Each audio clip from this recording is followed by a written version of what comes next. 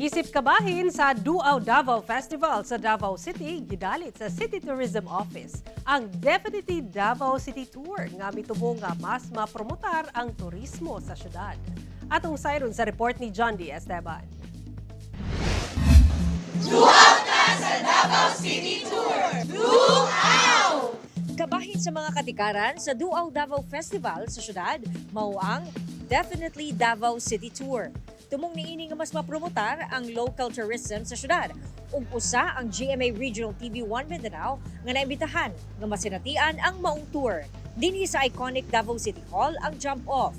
Ang first stop mo ang Philippine Eagle Center sa Malagos, Baguio District. Dinhi makita ang 36 ka Philippine Eagle o ang atuang national bird. Diin sila ginapadaghan. Ma-enjoy sab nimo ang sighting sa lain-laing species sa hayop. Sunod nga giadtuan mao ang Grand Verde Farm sa Kalinan, Davao City, alang sa Kakao, Lakaw. Daghan kag makatunan kalabot sa kakao. Ilabi pa nga ang Davao ang cacao capital of the Philippines. Gibisita sab nato ang uban pang tourist attraction sama sa Doña Vicenta Park nga maoy 26 public park sa syudad nga kabahin sa pagpasabot sa kamahinungdanon sa pagbuntar og green spaces sa Dakbayan.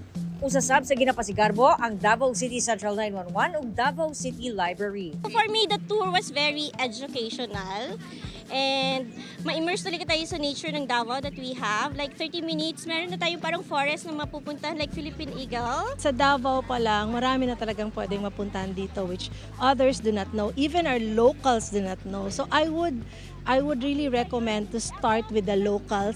Sumala sa City Tourism Office, pwede ra mag-register aron ma-experience ang Definitely Davao City Tour. Libre na ang entrance fee sa mga tuan ug ang transportation. Naapatay slots for June 28 and June 29.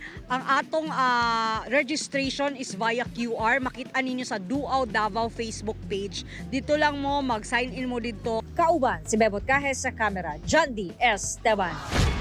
1 Mindanao.